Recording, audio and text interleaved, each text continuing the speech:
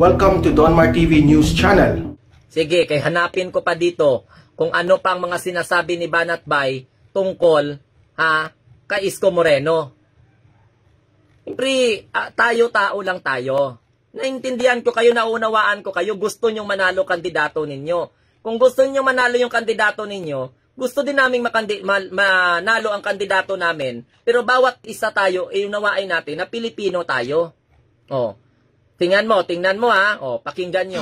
Hindi naman sa binabanatan, pero sinasabi natin na yung tungkol kay Marcos, hindi natin siya sinasama. Kasi hindi naman gusto kong kandidato. Anong gagawin niyo? Magagalit kayo. Oh, tingnan mo. Di ba mabait si Banat Bay? Noon, tingnan mo. Ang gusto kong kandidato, yung Sarago o si Go Duterte, di ba? So, nagagalit. Ngayon, may balita patungkol dito kay Marcos, di ba? Itong balita na ito, isang bagay na may papatunay ako sa inyo. Meron akong sasabihin sa inyo malupit mamaya pagtapos ng panood. Di ba? Vlogger ni BBM yan ha? Vlogger ni Isko Moreno yan ha? Nung hindi pa siya vlogger ni Isko ha? Oh. Mayroon daw siyang papatunayan ha? Oh. May inatake daw si BBM. Pakinggan ninyo. Ibinasura ng Sandigan Bayan ang mahigit 3 dekada ng kaso kaugnay sa ill-gotten wealth ng pamilya Marcos dahil sa kakulangan daw ng ebidensya. Sa desisyon ng Sandigan Bayan 4th Division, ibinasura nito ang civil case number 0011 na isinampa noong July 22, 1987 ng Presidential Commission on Good Government o PCGG laban kina dating Pangulong Ferdinand Marcos, dating First Lady Imelda Marcos at mga negosyante sina Ricardo Silverio Sr. at Pablo Carlos Jr. Ayon sa Sandigan Bayan, bigo ang PCGG. Bigo ang PCGG ha? Presenta ng sapat na ebidensyang magpapatunay na nakakuha ng mga kickback at komisyon ang mga Marcos kapalit ng mga kontratang ibinigay umano nila kina Silverio at Carlos na inakusahang cronies na mag-asawa. Ito gusto ko lang ito, isipin nyo ito gusto ko lang iparealize ninyo at maintindihan ninyo na grabe ang propagandang ginawa ng Dilaw. Oh, grabe ang propaganda na ginawa ng Dilaw ha? Sabi ni Banat Bayan. Isipin mo if there is one thing, okay? Actually, dalawa ang bagay na ibinintang ng mga Dilaw sa mga Marcos na matatandaan natin, kunwari hindi mo kilala, kunwari personal, wala kang alam sa politika, dalawang bagay ang pwede mong ibintang kay Marcos Yan yung paulit-ulit na sinabi ng mga Dilaw. Ano yun? Number 1, diktador. Number 2, magnanakaw. Tama, mali. Lahat yan paulit-ulit siya mula noon, magnanakaw. Di ba bakit kayo ngayon nabubutante kay Isko? Yan ang ginagamit ninyo. Tanungin ko kayo. Si Banat Bay noon nagtataka kung bakit yan daw ang ginagamit ng mga Dilawan na paulit-ulit, pagnanakaw, ng diktador, pagnanakaw. Bakit ngayon comment kayo ng comment dito, butante ni Isko Moreno? Bakit ganun ang sinasabi ninyo? Hindi ba kayo natuto dyan sa vlogger ninyo? Di ba magaling yung vlogger ninyo ngayon? Naintindihan nyo? Di ba? Vlogger ni Isko Moreno yan? Oh. Pero bakit? Sinasabi niya na hindi niya maunawaan ang mga Dilawan kasi paulit-ulit na lang na akusasyon, paulit-ulit anak ng diktador. Okay, ulitin ko. Ang bagay ang pwede mong ibintang kay Marcos Yan yung paulit-ulit na sinabi ng mga Dilaw. Paulit-ulit na sinabi ng mga Dilaw ha? Number 1, diktador. Number 2, magnanakaw. Tama, mali? Diktador, magnanakaw. Lahat yan paulit-ulit siya mula noon, magnanakaw. Hinuhusgan nila yung taong magnanakaw. Dinuhusgan, sabi ni Banat Bay ng tao magnanakaw. Bakit kayo ngayon, mga butante ni Isko? Comment kayo ng comment dito ng magnanakaw. Di ba nasampal kayo ng katotohanan? Gamitin nyo, pinag-aralan nyo. Naintindihan nyo? Kasi akala ninyo, nagsasalita kami dito, walang basis. Tindihan mo? Okay. Imagine niyo to kailan dinimanda yan? Alala niyo yung PCGG nung panahon ni Cory Aquino? Na kung saan sinequester lahat ng pag-aari kuno. Even hindi remember, even hindi nila pag-aari ng mga Marcoses, sinequester nila. Si Banat Bay mismo nagsabi niyan. Di ba credible yan? Even though hindi pagmamay-ari ng pamilya Marcos, sinisquester ng PCGG. Na yung PCGG ginawa sa panahon ni Cory Aquino. Kaya hindi maintindihan ni Banat Bay kung bakit ang mga Dilawan paulit-ulit na bintang ng bintang. So ibig sabihin, hindi kayo maka-Isko, Dilawan kayo. Diba? Tanungin ko kayo ngayon, Comment kayo ng comment na magnanakaw si Marcos dito. Pati ako, binayaran ni Bongbong Marcos. Ngayon, look at me. Oh, tingnan nyo ko sa mata sa mata. Sige daw, be. Tingnan nyo ko sa mata sa mata. Sino ngayon sa inyo ang nagsasabi ng totoo? Ang vlogger ninyo o kayo dito na nanglalait sa live ko? Basta once sinabi nila, ito kay Marcos ito. Kasi paano ko nalaman yan? Kasi nga yung aking tatay, isang abogado yun. Oh, abogado ang tatay ni Banat Bay. Kaya paano niya nalaman na kahit hindi ari-arian ni Marcos, sinikwister ng PCGG para palabasin na ill-gotten wealth at nakaw na yaman? Abogado siya ng isang kumpanya. Yung kumpanya nila, porket malapit kay Pangulong Marcos noon, merong sa isang beach resort, merong bahay doon na inalat yung may-ari. Na pagpupunta ka, eto sa'yo, gamitin mo. May mga ganong klase mga negosyante na, pag ikaw gusto mong bakasyon, eto sa'yo to, libre to, gamitin mo. So may ganon sila kay Marcos. Sa bundok yun as in maganda, parang beach house. Sa bundok as beach house? Nakabo mo ba? Basta! Hindi ko ma-explain, okay? Hindi ko na mapangalanan ko sa lugar yun. So, ganon kaganda yun. And yet, hindi kay Marcos yun, ha? Alam nyo ginawa? Sinubukang isi-sequester. Sinubukang sabihin ng mga dilaw, kay Marcos yan, amin na yan, kukunin na ng gobyerno yan, ginanon. Buti na lang talaga matikas ang tatay ko. Palakpakan mo naman. Hindi, walang biro. Buti na lang talaga matikas yung tatay ko at pinagtanggol niya yung kumpanya na. Kasi dali, patunayan nyo muna kay Marcos yan, hindi kay Marcos yan. Pinahihiram mo, tumitira, nagbabakasyon dyan, pero hindi kay Marcos yan. Talo sila sa kaso. Yung hindi nakuha ng gobyerno nun yun. Paano nyo nalaman?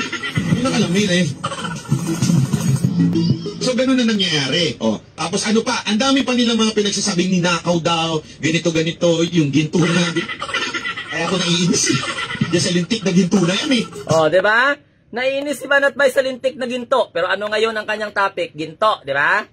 Kayo ngayon, naiinis na si Banat Bay na vlogger ninyo. Bakit kayo napaya pa ng ginto? Magnanakaw, naiinis na pala si Banat Bay. Sinig sabihin, kaiinisan kayo ni Banat Bay. Kesyo ninakaw daw, meron daw kinuhang mga ganyan. Ito isipin nyo, ang tagal na, dekada na yung demanda na yan. Walang napatunayan ni isa itong mga dilaw. Di ba? Walang napatunayan ni isa itong mga dilaw. So kayo na mga taga-suporta ni Isko, ibig sabihin napatunayan na ni Isko na magnanakaw si BBM? Napatunayan niya na ng kampo ni Isko Moreno na magnanakaw ang mga Marcos? Klarong-klaro yan, Public record yan,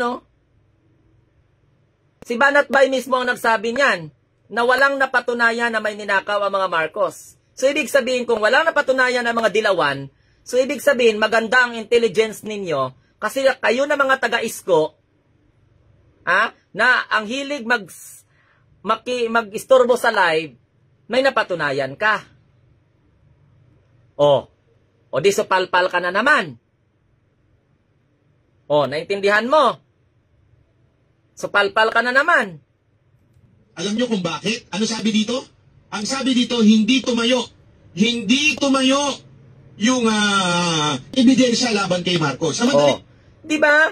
Hindi tumayo, Yung salita, ganito ang ginawa nila. Hayaan mo na yung ebidensya. Ang importante, siraan natin sa media. Yung media, bago ebidensya. Di ba? Ang media bago ebidensya, si Banat Bay po yan Sige lang, tingnan natin kung sino yung na-appoint, na COMELEC commissioner sa COMELEC later. Ganun ang ginawa nila. So siniraan nila na siniraan, kinasuhan nila ng kinasuhan, kahit wala namang napatunayan. Di ba? Anong sabi ni Banat dito? Kinasuhan nila ng kinasuhan ang mga Marcos, kahit na wala silang napatunayan. Tapos ikaw, butante ni Isko Moreno, awayin mo ako dito at sabihin mong magnanakaw si Marcos. Si Marcos lang kalaban mo pagtapos ako sabihan ninyong magnanakaw din at saka bayaran. Di si Banat Bay na mismo nagsabi, di ba? Di ba? Idol na idol nyo yan, vlogger nyo yan. Vlogger nyo yan, Gusto nyo araw-arawin ko yung ipi-play dito? Vlogger nyo mismo nagsabi na walang napatunayan na may ninakaw ang mga Marcos. Paulit-ulit ang akusasyon ng mga dilawan. Naiinis na si Banat Bay. Bakit kayo ngayon? Hindi kayo tumigil. So, ibig sabihin, kayo na mga taga-Isko, may napatunayan kayo? Kayo na mga taga-Manny Pacquiao Camp, may napatunayan kayo? Ha? Naintindihan nyo? Ang problema, nayurakan na yung imahe ni Ferdinand Marcos. Oh, see? Sabi ni Banat Bay, sabi ni Banat Bay, nayurakan na ang pagkatao ng pamilya Marcos. So, bumalik ngayon. So, hindi ba kayo nahiya dyan? Hindi ba kayo marunong manood sa social media? Kahit ipikit mo yung mata mo, pakinggan mo lang ng tainga mo yan eh. Malinaw na malinaw yan eh. Naisip na kagad ng tao, magnanakaw yan. Eh ngayon, yung pala, hindi naman pala, wala naman pala talaga, walang napatunak. Di ba wala naman pala talagang napatunayan? Oh. So saan ang gagaling yung mga salita ninyo na magnanakaw? Eh wala naman pala talagang napatunayan. Vlogger ni Isko yan ha. Di ba dapat sundan nyo siya? Kasi siya nagpapaliwanag sa inyo araw-araw. Oh. Di ba gawin nyo siyang ehemplo? Yung salita ho, walang ebidensyang sapat. Oh, walang ebidensyang sapat. Hindi sapat yung ebidensya. Moro-moro lang yung ebidensya. Oh, muro-muro naman palang ebidensya na magnanakaw lang pala si Marcos. Eh, di bakit palagi niyong binibintang yan, kampo ni Isko? Hindi, kaya nakaalinaw na korte na ho nagsabi ka na. Hindi us. Ano bang problema ni Rana Moyna Ladia? Sino ba mo, Rana Moyna Ladia? Sinong kalaban mo dito? Bakit sinasabi mong ikaw na kaya maghabla? Ikaw lang naman may gusto niyan. Sino yan ang Sino ba yan ang may gasto? Ha? Iklaruhin mo yan, Rana Moyna Ladia. O nag-reply ka lang dyan sa iba. Si Duterte nagsabi niya, korte na. O, di ba? O, korte naman pala nagsabi. Klarong-klaro yan. Gusto nyo araw-arawin ko yan? Basis yan. Pwede maging witness si Banat Bay dyan. Kaya kayo na mga makaisko, okay. Nag-reply sa iba, okay. Kaya kayo na mga makaisko, anong palagi kong sinasabi dito sa live ko? Noong nakarang araw, supporter ni Leni Robredo ang naggumawa ng kalutangan dito. Ngayon, kayo na naman. Kung anong gusto ninyo, pabayaan lang kayo? O ngayon, kaya hindi ko kayo pinabayaan, pinamulat ko sa inyo ang katotohanan na ultimo vlogger nyo, bago naging vlogger ni Isko Moreno, ito yung paninindigan niya tungkol kay Marcos. Kahit alam kong hindi niya bubutuhin si Marcos, kasi gusto niya si Sara at saka si Bongo ang magtakbo. Siya man ang di ba siya ang nagsabi na walang napatunayan ng korte? Siya ang nagsabi na yung mga ari-arian, sinikwister at iparating sa mga tao na kay Marcos, yun hindi naman pala. At biktima yung kampanya ng tatay niya, abogado yung tatay niya that time. Magaling na abogado. Bakit kayo ngayon na sumusunod kay Banat Bay, magbuboto lang kayo kay Isko Moreno? Ginaya ninyo ang dilawan? So, paano kayo paniniwalaan ngayon? So, anong ginawa nila? Sinira lang nila yung pangalan ni Marcos. Kasi ang importante sa kanila, masira yung pangalan ni Marcos, may angat kami sa politika. Ganun. Diba? Gusto nyo lang ata sirain ng pangalan ni Marcos para maiangat lang sa politika si Isko Moreno eh. Wag naman. Tumakbo kayo ng sarili nyong style. Lus-lus na yung paninira. Kung ayaw nyo sa plataforma, wala kayong nakitang plataforma ni Bongbong Marcos, problema na nang magbubuto sa kanya yon. Diba? Problema na namin yun. Kung wala kaming nakikitang plataforma na sinasabi ninyo. Kaya huwag kayong magbintang ng magbintang, magsalita ng magsalita dito sa live ko. Kaya mababalik at mabalik yan at marirealize ninyo mali kayo. Ano, dahil lang sa pride? Kung may pride kayo, may pride din ako. In the first place, this is my account. Hindi ko sana ito ipaulit-ulit eh. Kasi hindi naman ako pinapakialaman eh. Pero kayo na mga ibang supporter ni Isko, naunawaan ko. Hindi ko naman nila lahat eh. Kasi malay ko ba doon sa labas, di man sila nag-comment ng hindi maganda dito sa akin. Kayo lang naman dito sa loob. I'm very clear. Sabi ko, wag ninyo akong pakialaman kasi hindi ko pinapakialaman kandidato ninyo. Alam, mabuti na lang dyan at magkakaintindihan tayo. Comelec at saka Rappler agreement ang dinidiscuss ko, pagkatapos isingit nyo ditong pangampanya nyo kay Isko Moreno, tapos parang nang iinis kayo. Hindi ako naiinis, tingnan mo, napaliwanagan ko tuloy. Nananawagan tuloy ako kay Isko Moreno, na disiplinahin mo yung mga supporter mo. Oh. Bakit? Masama bang sabihin na traidor si Isko Moreno, sabi ni Banat Bay? Oh, di ba Johnny? Simple pagtanggol ko talaga si BBM. Pagtanggol ko yung sinasabi niyong kawatan, magnanakaw, sinungaling, duwag, anak ng diktador. Ano pa ba? Convicted. Oh, ano pa ba? Happy ka na, Johnny D? Reply ka ng isa, matanggal ka sa live ko.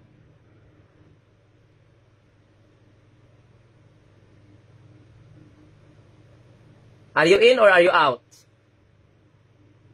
Kung may lakas kayo ng loob na ipagtanggol yung kandidato ninyo, na to the extent na itayaan yung buhay ninyo, dignity at prinsipyo ninyo, gayahin ninyo kung ano ang ginagawa ko.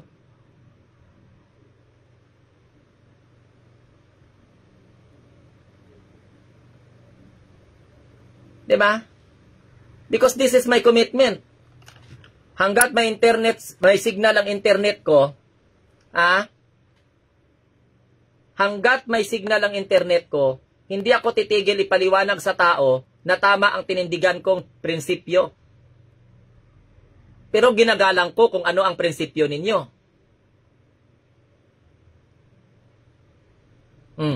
Sabi ni Gilberto Germana. Oh. Gilberto Hermana, pag mag-comment ka pa ulit, sipain kita sa live ko. Ganun na kasimple, binibigyan kayo ng pagkakataon eh. Oh. So kung sulit kayo, edi layas kayo sa live ko.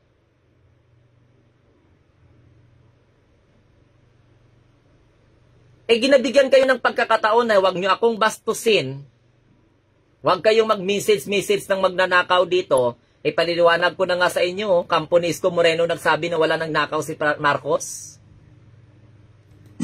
Kaya sabi ko sa inyo, nakakatakot talaga pag ang pumalit na sa presidente, hindi kaalyado ni Pangulong Duterte. Oh. Kakasuhan niya si Duterte. Yan. Di ba ganon? Ito gagawin nila. Sigurado ako, kakasuhan. Kung ano-ano pagbibintang sa media nila dadaanin. Pas konting kaso. Tapos after 20 years, siguro after 30 years, tsaka pala malalaman, no, wala silang napatunayan. Oh. Yan. Para sa kalaman ng lahat.